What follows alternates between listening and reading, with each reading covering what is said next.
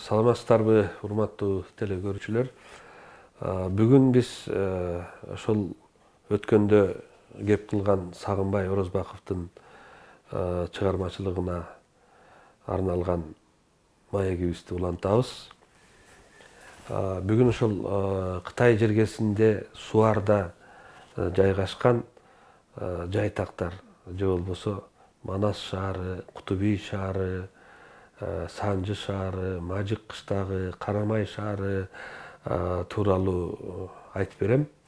Баарынан кызыгы ошол Суарда ошол Үрүмчүдөн бир 100 километр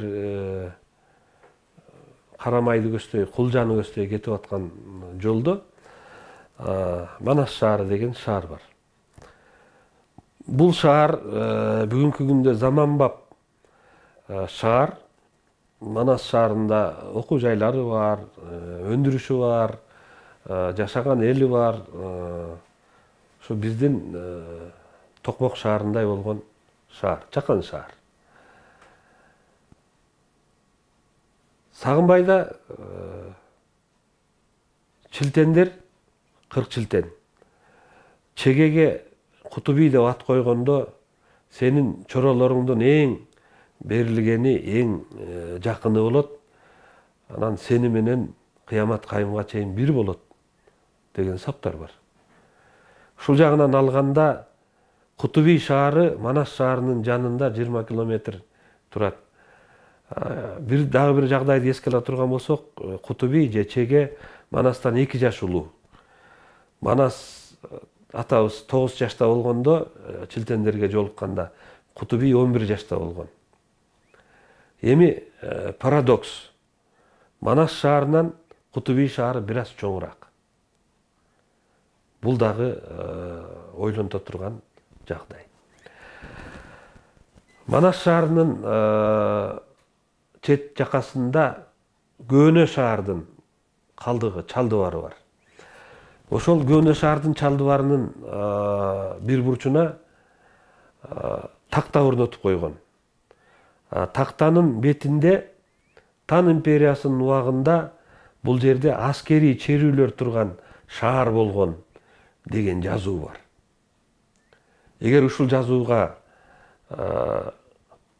ынана турган болсок, Манас атабыздын жашаган доору ошол Тан империясынын убагында болбосо 618-жылдан 907-жылга чейинки аралыкта Тан империясы биздин доордун 618-жылынан 907-жылга чейин Тан империясы доор сүргөн мезгил болгон. Мына ушул мезгил аралыгында ошол бүгүнкү Манас шаарынын ордунда байыркы мезгилдерде ошол орто кылымдарда Манас шаары болгондугу тууралуу ошол тактанын бетинде жазылып турат. Кутуби шаары. Кутуби шаары дагы заманбап шаар. Кутуби шаарынын дагы чалдыбары, эски Көөнө шаардын чалдыбары бар. Бир кызыгы, Чубак атабызды чоң казатта кайтыш болгондо алып келе жатып, Алмамбеттин сөөгүн, Чубактын сөөгүн, Сыргактын сөөгүн, Музбурчактын сөөгүн алып келе жатып, ошол Кутуби шаарына коюлгандыгы тууралуу маалыматтар бар. Кутуби шаарында болгонумда ошол жердеги аксакалдардан байыркы көрүстөндөр кайда деп сураганымда бир жерди көрсөтүштү. Ушул жерде көөнө мезгилдерде көрүстөн болгон экен деп. Бирок бүгүн ал жерди көлмө кылып коюптур да. Демек, бул дагы кыжаалат кылган нерсе, Чубак атабыздын сөөгү кайда экени белгисиз. Алмамбет атанын сөөгү Чештөбөдө, бул ат башыда Чештөбөдө коюлган. Ал эми Музбурчак ата менен Көкчө аталар бул Кызыл сууда. Үч Турфан менен Кызыл суунун Ак Чий менен Үч Турфандын ортосунда Сапарбай деген айыл бар. Ошол айылдын жанында Музбурчактын мүрзөсү деп бүгүн күмбөзүн Кытайлар аябай зыңгыратып туруп, сонун күмбөз кылып койгон. Муну өткен кылымдын башында үч турпандык бир көпөс, бир Кытай баягы черный копатель дейбиз го бүгүн. Көр каскычтарды дүнүйө издеген, алтын издеген көр каскычтар келип ошо мүрзөнү казган экен. 5 киши казып, анан бирөөсү белин аркан менен байлап түшүргөн экен, 11 метр тереңдикте дейт да. Анан ал баягы казанактын бетин ачып, анан ичине кирип эле кыйкырыптыр да. Качкыла деп кыйкырыптыр. Баягы эмне болду деп тартып алса, оозунан, кулак мурдунан, көзүнөн шыгылып бардык тешигинен кан аккан, өлүп калган да. Ошо айткан сөзү эле качкыла. Анан берки төртөө качып отуруп, үч турпанга жеткенче жолдон дагы үчөө өлүптүр. Бирөөсү баягы бекке, үч турпандын бегине айтып, шундай болду деп эле ада жан бериптир да. Анан заказчик тиги киши болуп атат да. Анан ал коркуп, анан ошо Сапарбайга келип, кыргыздарды чогултуп, силерге тиешелүү мүрзөнү биздин бир тентектер каскан экен, ачкан экен, өзүңөр эптеп көмүп алгыла, ишаратын жасап деп, 2 өгүз берип, 2 бидон май берип, 2 кап күрүч берип, анан өзүңөр ошо көмүп койгула деген экен да. Ошо Сапарбайдык аксакалдар келип көмгөндө, көмөбүз деп келип, анан кандай кылабыз деп турганда бир аксакалдардын бири айттыр. Жөн эле көмгөндө болбойт. Куран окуш керек, Куранды майыттын жанына барып отуруп окуш керек. Ачылган мүрзөдөгү майыттын жанына отуруп Куран окуш керек дейт. Анан ким түшөт дейт. Коркот да мүрзөгө түшкөндө. Анан бир Сулайман деген 30 жаштагы соодагер жигит экен.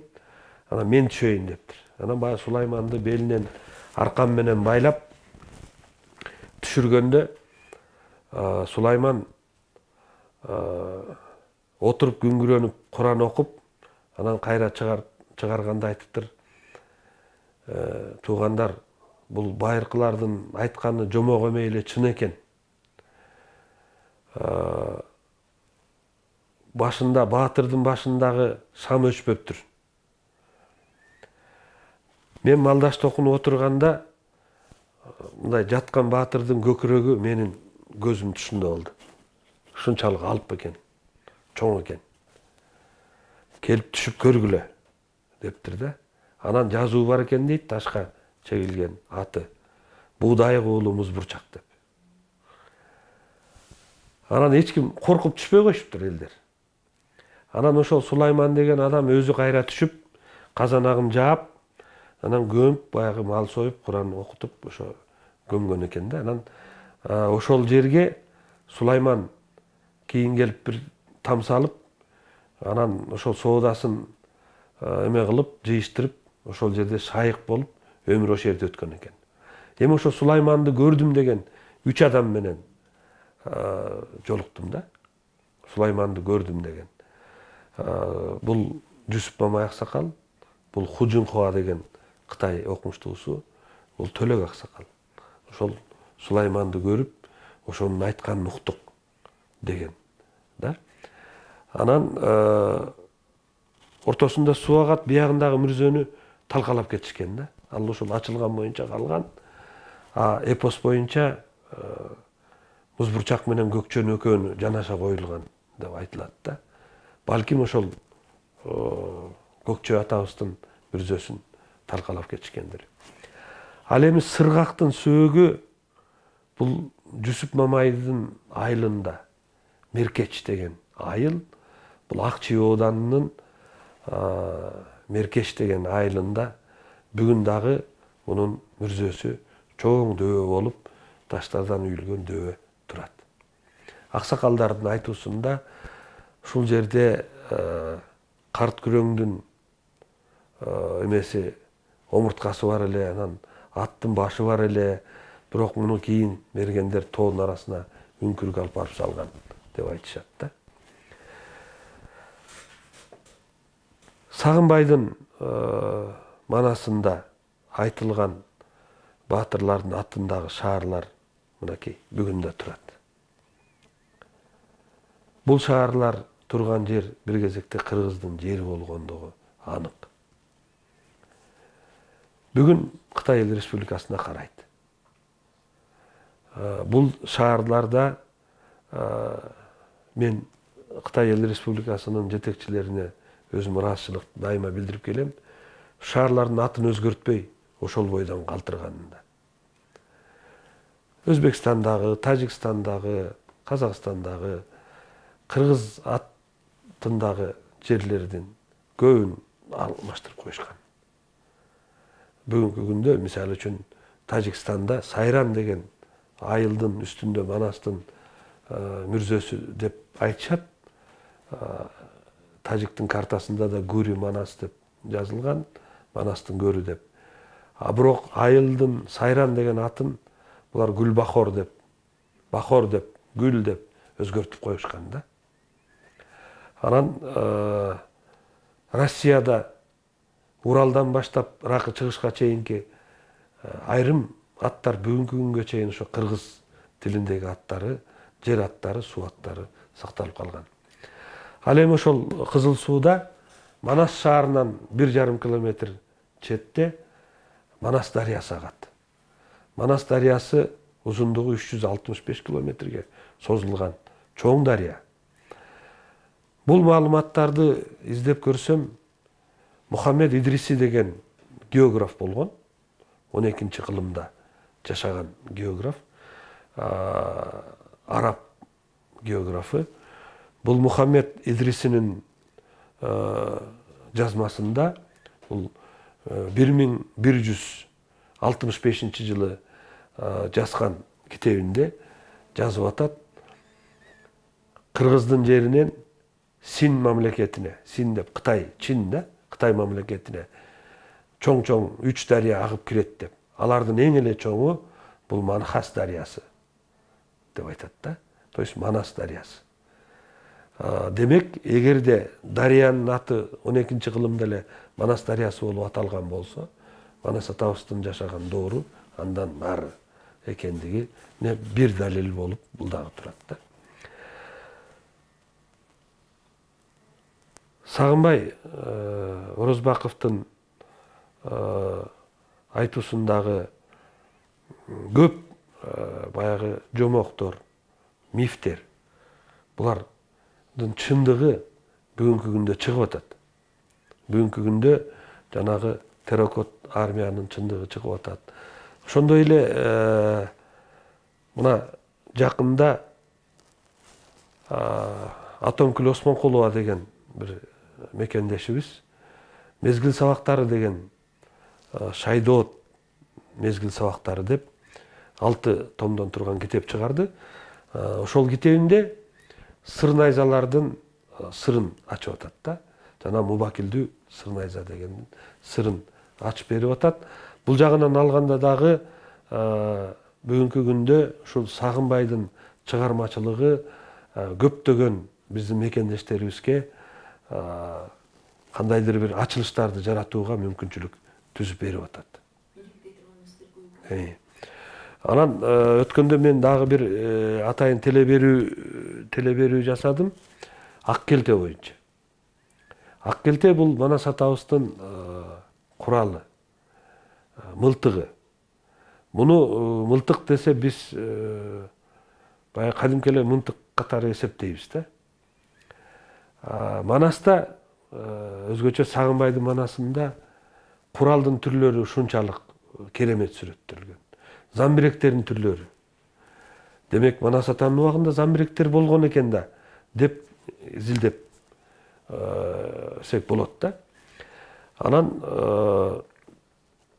беш бежин, Манастагы беш бежинди изилдеп көрүп, анан ошол чет бежинде болгонумда ошол жердеги жанагы музейинде ошол убактагы замбиректердин эмелери калган да, замбиректер калган.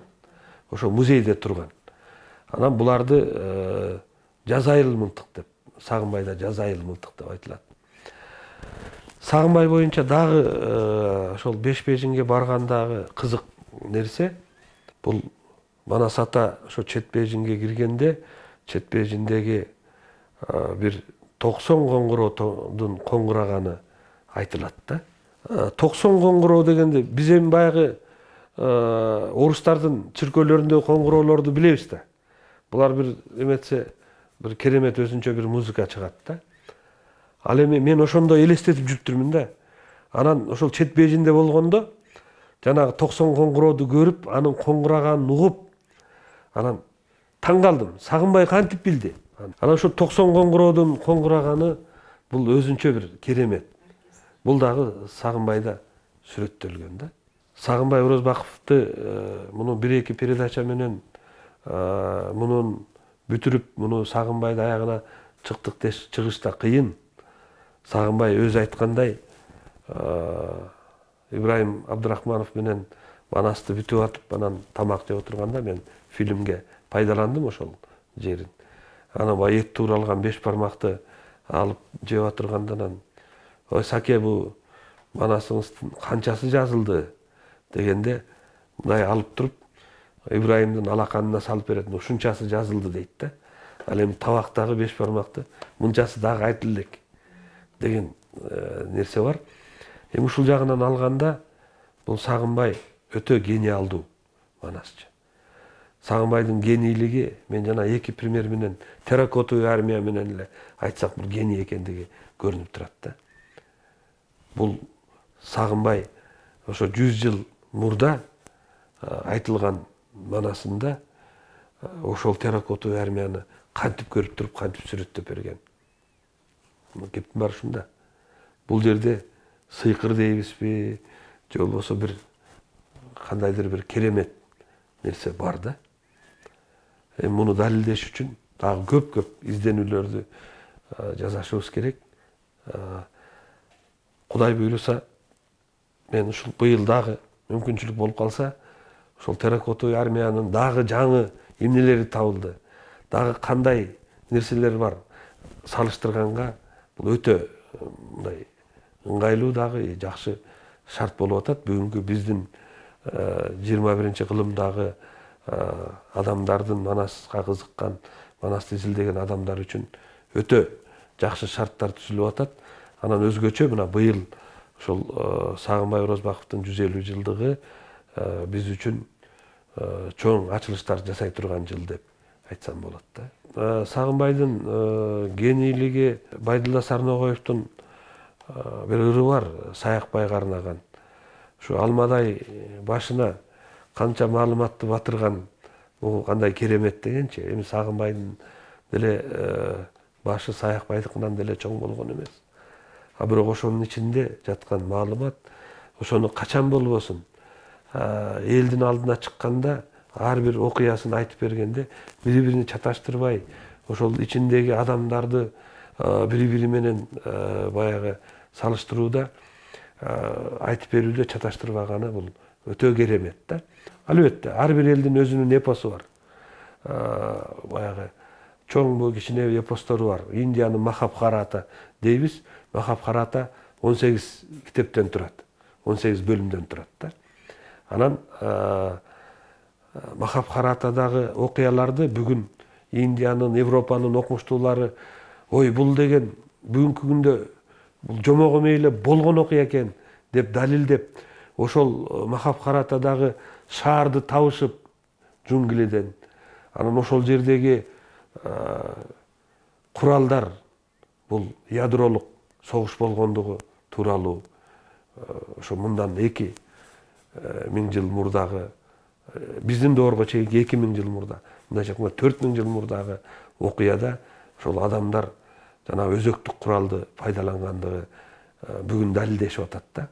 Ал эми Манас эпосунда жанагы жакасына катылган топчудай болгон ок менен 8 адамды өлтүрүп атат да. 8 душмандын генералын өлтүрүп атат Манас атабыз. 9-чусу Коңурбай четке басып кетип, ал тирүү калып атат да. Манас атабыз жарадар болуп келгенде артынан эгерде жанагы генералдары тирүү болсо, шыр эле келип кыргызды таптакыр жоюп салмак да. Анан өзүнө келип, бир аз бутуна туруп, антип алып Манас атанын көзү өткөндөн кийин Коңурбай аскерин баштап кайра келип анан кыргыздын жерин чаап, таластан келип Семетей атабызды камап, кыргыздын баарын чилче таратып атат да. Мына бул тилекке каршы ошо Сагынбай атабыздын семетейи жазылбай калды да, эметилбей калды.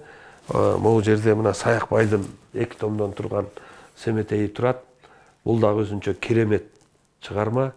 Ал эми Сагынбайдын семетейи ошол Кытай жергесиндеги биздин боордошторубузда сакталып калгандары болсо, аны чогултушубуз керек сөзсүз.